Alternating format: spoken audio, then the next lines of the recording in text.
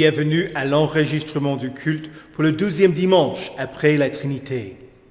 Nous commençons avec l'introïte du jour. Les sourds entendront la lecture du livre et, délivrés de l'obscurité et des ténèbres, les yeux des aveugles verront. Louez l'Éternel. Oui, il est bon de célébrer notre Dieu. Oui, il est agréable, il est convenable de le louer.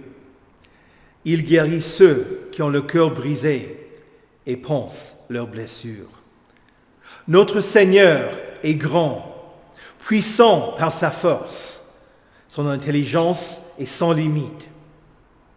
L'Éternel soutient les malheureux, mais il abaisse les méchants jusqu'à terre. L'Éternel prend plaisir en ceux qui le craignent, en ceux qui s'attendent à sa bonté. Au nom du Père et du Fils et du Saint-Esprit.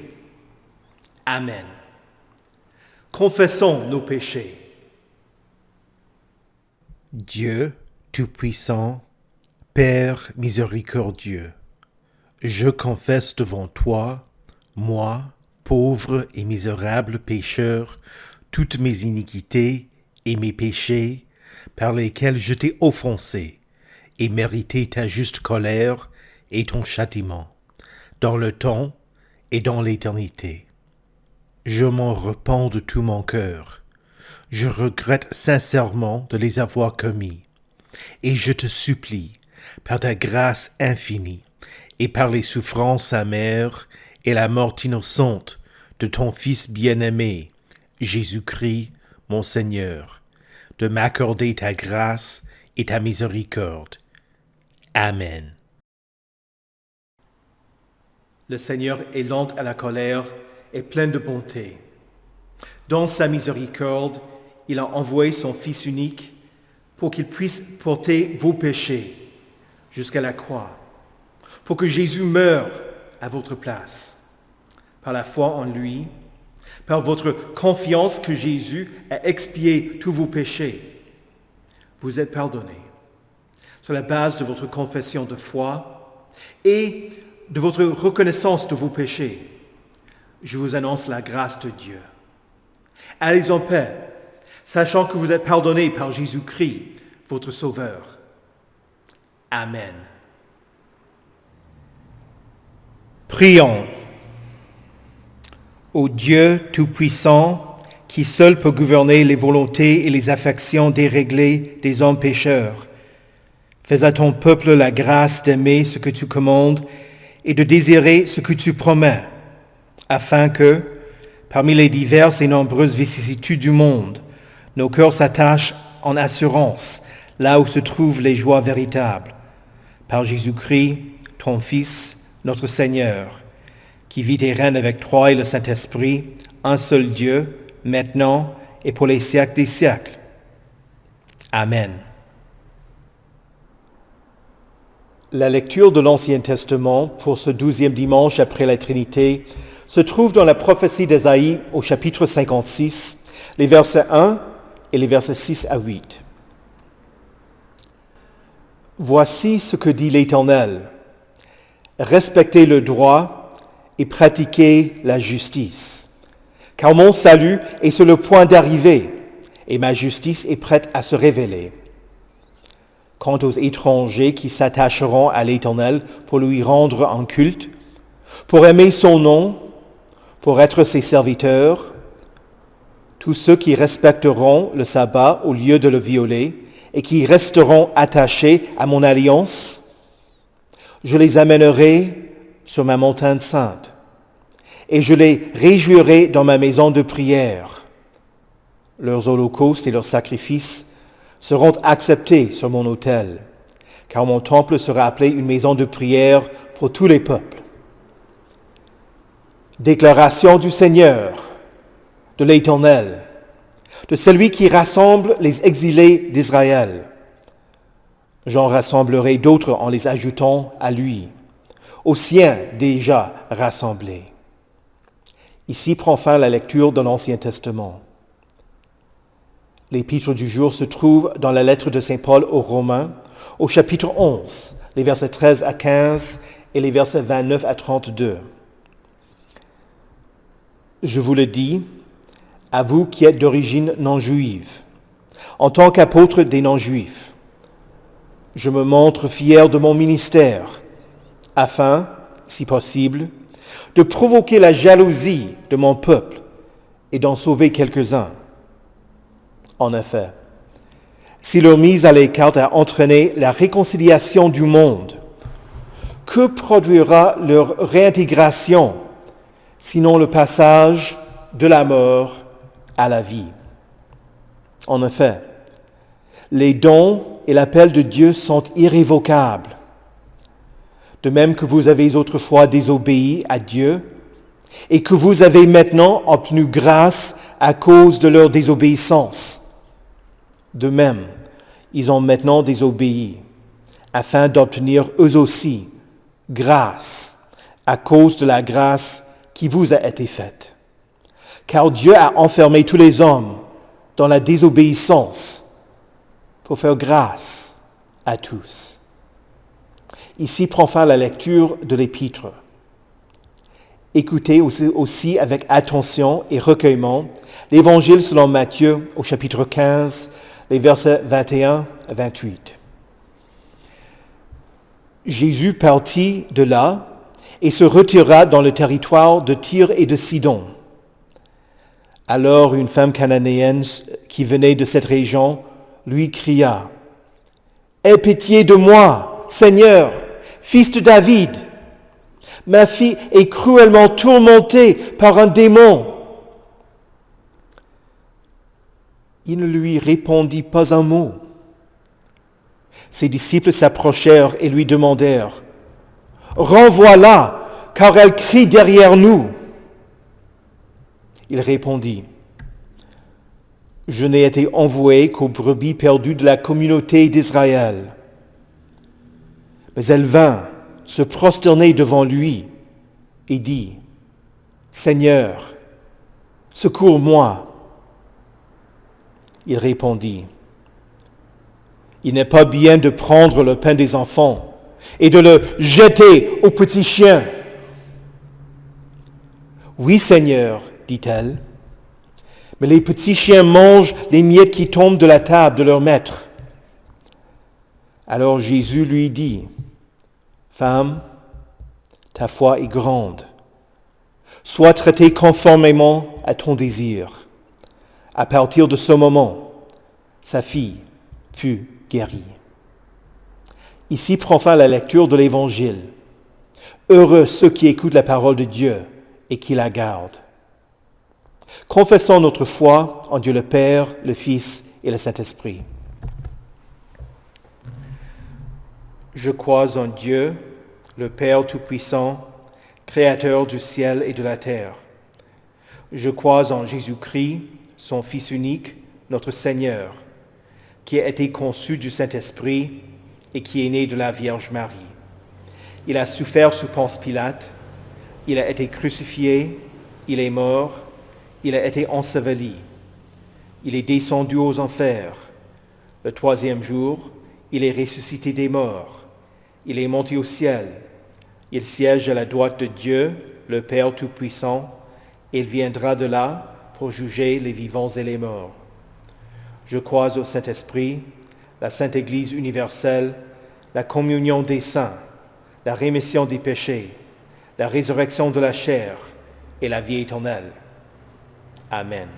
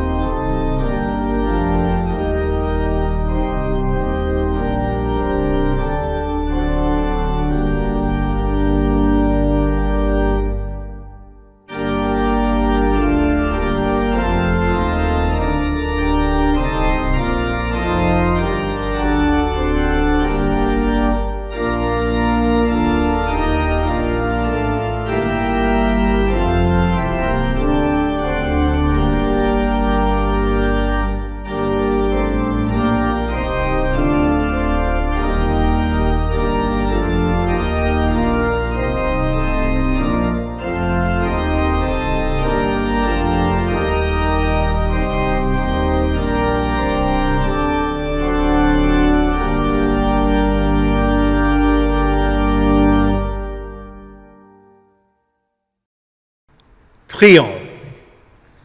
Ô Éternel, envoie-nous ton Esprit Saint et donne-nous une foi vivante pour que nous te craignions et t'aimions par-dessus toutes choses, ayons un saint respect pour ta parole et prenions plaisir à l'entendre et à l'étudier. Amen. Chers frères et sœurs en Christ, bien-aimés du Seigneur, que la grâce et la paix vous soient données de la part de Dieu notre Père et du Seigneur Jésus-Christ. Amen. Le 7 septembre 2017, l'Indépendant, un journal du Royaume-Uni, a publié un article qui disait « La Bible prétend que les Cananéens ont été anéantis par les Israélites, mais les scientifiques viennent de trouver leurs descendants vivants au Liban. » Les scientifiques, dans l'article, citaient Josué chapitre 10, le verset 14, et chapitre 11, le verset 15, pour affirmer que les Israélites avaient vaincu et tué tous les Cananéens. Et donc, ces scientifiques prétendaient que la Bible avait tort. Mais c'est eux qui se sont trompés. Nous ne devons pas être étonnés que les descendants des Cananéens vivent encore dans la région, car Jésus a rencontré la femme cananéenne. Oui, nous savons qu'au moins il y a 2000 ans, les Cananéens vivaient dans cette région. Alors, qui sont les Cananéens? Ham était l'un des fils de Noé, et son fils s'appelait Canaan. Ses descendants habitaient la région de la mer Méditerranée jusqu'au Jourdain. Ils étaient des polythéistes et leur dieu incluait El, Baal et Astarté. Leurs pratiques religieuses incluaient la prostitution rituelle et le sacrifice d'enfants en holocauste. Dans le livre de l'Exode, l'Éternel dit qu'il allait les chasser de leur pays et donner la terre aux Israélites.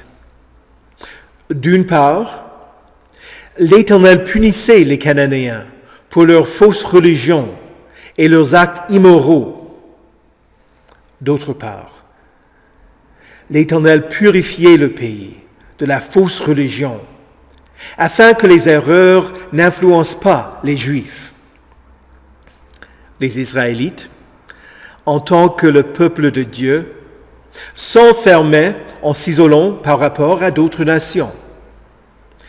Les Israélites voyaient les Cananéens comme étant inférieurs et infidèles, et ils parlaient d'eux avec dédain, soit parce qu'ils pensaient que leur ethnie était meilleure que les autres, soit pour des raisons religieuses.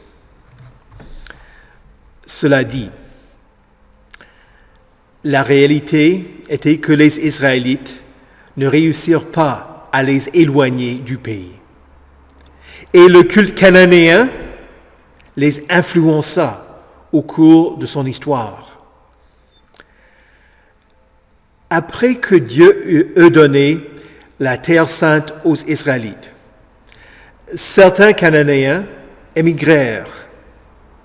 Une découverte archéologique révèle que certains s'établirent à Carthage. D'autres se déplacèrent dans la région au nord d'Israël, dans la région de Tyr et de Sidon, qui appartiennent au Liban aujourd'hui. C'était dans cette région qu'avait eu lieu la rencontre entre Jésus et la Cananéenne. Jésus alla dans la région de Tyr et de Sidon pour se reposer. Son cousin, Jean-Baptiste, avait été décapité et le Seigneur était dans le deuil. Il avait déjà essayé de s'éloigner des gens en allant dans un lieu insolite en Galilée, mais une foule le suivit et se pressa contre lui. Il fut rempli de compassion pour eux, les enseigna, guérit les malades et pour finir, multiplia les pains et les poissons pour les nourrir. Jésus envoya les disciples de l'autre côté de la mer de Galilée et y arriva en se déplaçant sur l'eau. Les gens de Génézareth annoncèrent que Jésus y était et les malades lui furent amenés.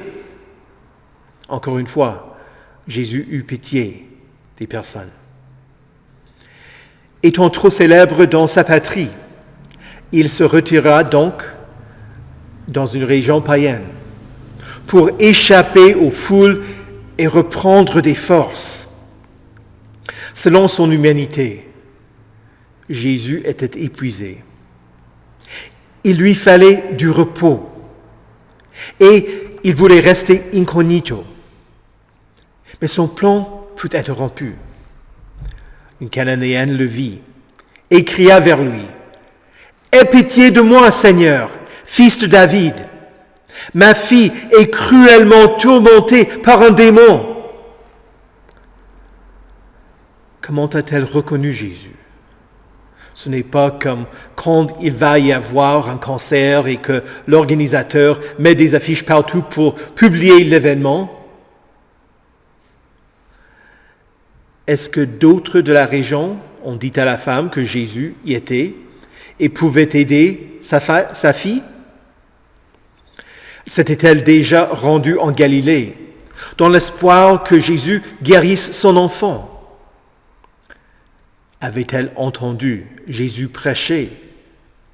Et était-elle devenue une croyante?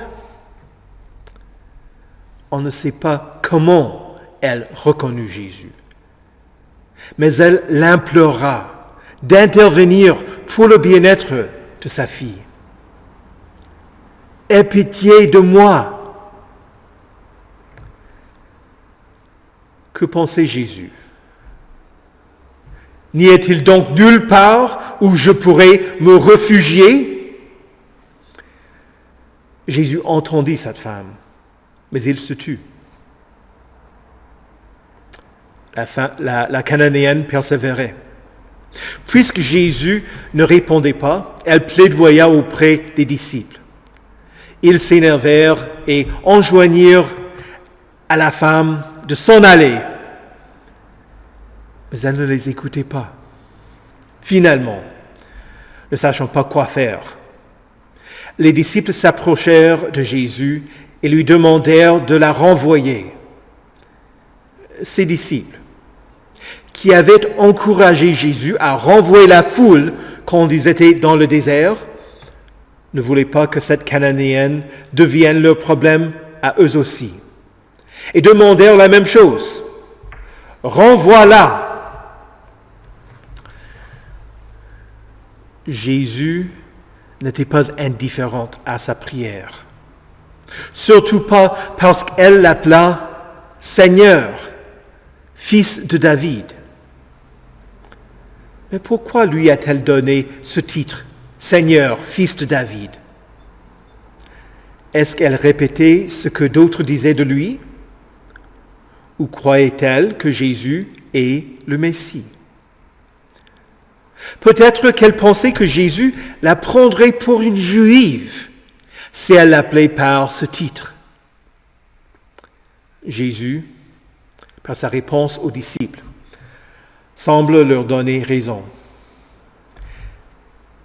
Il ne parla pas directement à cette femme, mais il affirma « Je n'ai été envoyé qu'aux brebis perdues de la communauté d'Israël. » Par cette phrase, Jésus dit à la Cananéenne, « Je sais que tu n'es pas juive. Je ne te dois rien. » Mais la Cananéenne mettait sa confiance en Jésus, bien qu'elle ne soit pas une brebis perdue d'Israël. Du coup, compte tenu de sa foi, j'oserais dire qu'elle n'était pas perdue, mais elle était membre de son troupeau par la foi en Jésus. Elle comptait sur sa bonté, sur sa générosité, sur sa bienveillance. Elle s'humilia, se prosterna devant Jésus et dit, « Seigneur, secours-moi. » Jésus était la seule personne qui pouvait chasser le démon et lui venir en aide. Jésus dit non, et elle admit qu'elle était indigne. Mais elle ne désespéra pas.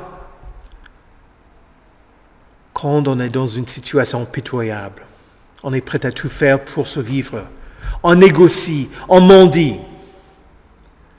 Quand la situation nous dépasse, nous demandons que Dieu intervienne. Parfois, quand nous prions Dieu, il semble que nous nous trouvons devant un mur de béton. Il ne nous répond pas et n'ayant personne d'autre vers qui nous tourner, nous persévérons, bien que nos efforts semblent inutiles. Écoute-moi, Seigneur. Pourquoi faisons-nous appel à lui? Parce qu'il pourra déplacer les montagnes. Il n'est pas indifférent à notre sort. Il nous entend. Et nous mettons notre confiance en lui. Soulignant le point qu'elle n'était pas juive, Jésus répondit, « Il n'est pas bien de prendre le pain des enfants et de le jeter aux petits chiens. » Et comme un chien ne lâchera pas son eau,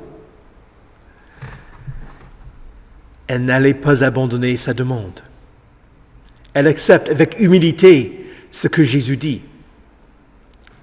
D'accord, si elle n'est pas une brebis, elle accepte d'être un chien de compagnie, aussi longtemps qu'elle appartient à Jésus. « Oui, Seigneur, dit-elle, mais les petits chiens mangent les miettes qui tombent de la table de leur maître. » Elle recevrait avec reconnaissance, avec action de grâce, tout ce que son maître lui donnerait. Finalement, Jésus révèle son amour pour elle, peut-être avec un sourire en coin. Il lui dit, « Femme, ta foi est grande. » Fini le silence, fini les mots méchants, plus d'accusations qu'elle ne lui appartiendrait pas. Il la félicite et l'exauce. Femme, ta foi est grande. Sois traitée conformément à ton désir. À partir de ce moment, sa fille fut guérie. Cette femme nous sert d'exemple. Même si les disciples voulaient la renvoyer, elle était importante pour Jésus. Si jamais tu te sens à l'écart du peuple de Dieu, ne pense pas que cela veut dire que Jésus te rejette. Accroche-toi à Jésus. Regarde-le. Et même si tu penses que Jésus ne te donne même pas des miettes, ne pense pas qu'il t'abandonne. Et Jésus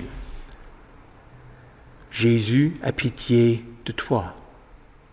Il t'entend. Il est plein de compassion. Approche-toi toujours de lui, même si tu n'as pas la réponse voulue. Par la foi en lui, tu n'es pas une brebis perdue, mais un membre du troupeau chéri. Tu n'es pas seulement un chien à qui il laisse tomber quelques miettes. À travers ton baptême, il est devenu ton père et tu es son enfant. Il t'invite à sa table et tu manges avec lui, recevant une nourriture qui te soutiendra dans la foi, le corps et le sang de Jésus, pour le pardon de tes péchés. Il veut entendre tes prières Il entend ta demande, toute simple. Aie pitié de moi. Et que ta foi soit petite ou grande. Sa réponse est oui, j'ai pitié de toi. Je t'aime. Je te pardonne. Reprends-toi. Tourne de l'idolâtrie, des faux dieux. Mets ta confiance en Jésus. Et il t'exaucera. Il a pitié de toi. Au nom de Jésus. Amen. Que la paix de Dieu, qui surpasse toute intelligence, garde vos cœurs et vos esprits en Jésus-Christ, pour la vie éternelle. Amen. Prions le Seigneur. Pour les parents, afin qu'ils agissent pour le bien-être de leurs enfants, en particulier pour les enfants malades. Pour les personnes possédées ou tourmentées par des esprits impurs, pour qu'elles soient libérées du pouvoir du malin. Et pour les disciples de Christ, afin qu'ils ne soient pas indifférents envers ceux qui souffrent, mais qu'ils aient pitié de ceux qui sont en difficulté et leur viennent en aide. Prions le Seigneur. Seigneur, aie pitié. Pour ceux qui sont chrétiens, afin qu'ils rendent un culte acceptable au Seigneur en aimant Dieu, en mettant leur confiance en lui, en le priant et en pratiquant la justice. Pour les peuples qui sont loin de Christ et qui le rejettent, afin qu'ils s'attachent à lui et passent de la mort à la vie, prions le Seigneur. Seigneur, aie pitié. Pour cette nation, son président et l'Assemblée nationale. Pour cette région, son président et le conseil régional. Pour les mairies de nos communes et pour l'Union européenne et ses représentants, afin qu'ils votent des lois justes et représentent ceux qui les ont élus avec fidélité. Prions le Seigneur. Seigneur, aie pitié. Pour ceux qui maintiennent l'ordre, qui nous protègent, qui répondent aux urgences et qui travaillent pour les ONG de bienfaisance, pour la préfecture, pour les militaires, les gendarmes, les membres de la police nationale et municipale et les gardiens de prison, pour les sapeurs-pompiers, le SAMU et les urgentistes, pour la Croix-Rouge, Médecins sans frontières et tous ceux qui font du bénévolat pour rendre service à leurs prochains. Prions le Seigneur. Seigneur, aie pitié. Pour les lieux dans ce monde où il y a des incendies, pour ceux qui ont tout perdu à Maui et ailleurs, pour ceux qui ont été évacués de Yellowknife et pour ceux qui luttent contre ces feux, prions le Seigneur. Seigneur, aie pitié. Pour ceux qui ne vivent pas paisiblement, pour les nations qui sont en situation de guerre, afin qu'elles mettent fin au conflit, pour les régions qui sont menacées par des actes de terrorisme, afin que les innocents ne vivent pas dans la crainte, pour les personnes qui agissent par haine et ont des attitudes racistes, afin qu'ils se repentent, pour les disputes entre employés, les bagarres entre voisins et les conflits entre les membres d'une famille, afin que les gens apprennent à pardonner et soient réconciliés les uns avec les autres. Prions le Seigneur. Seigneur, aie pitié. Pour ceux qui travaillent dans des conditions dangereuses, pour ceux qui subissent l'esclavage ou ne reçoivent pas de rémunération juste et équitable, ainsi que pour ceux qui sont à la recherche d'un emploi, prions le Seigneur. Seigneur, aie pitié.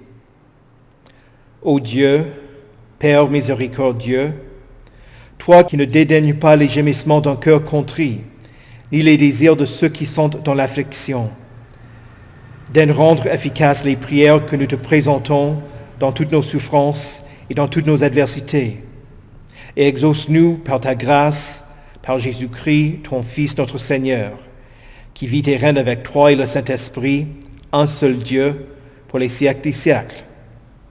Amen. Conduis-nous à ton royaume et enseigne-nous à prier. Notre Père, qui es aux cieux, que ton nom soit sanctifié, que ton règne vienne, que ta volonté soit faite sur la terre comme au ciel. Donne-nous aujourd'hui notre pain de ce jour. Pardonne-nous nos offenses, comme nous pardonnons aussi à ceux qui nous ont offensés. Et ne nous laisse pas entrer en tentation, mais délivre-nous du mal. Car c'est à toi qu'appartiennent le règne, la puissance et la gloire, au siècle des siècles. Amen. Recevez la bénédiction de l'Éternel. Que le Seigneur vous bénisse et vous garde. Que le Seigneur fasse luire sa face sur vous et qu'il vous accorde sa grâce. Que le Seigneur tourne son visage vers vous et qu'il vous donne sa paix. Amen. Allez dans la paix du Seigneur. Amen.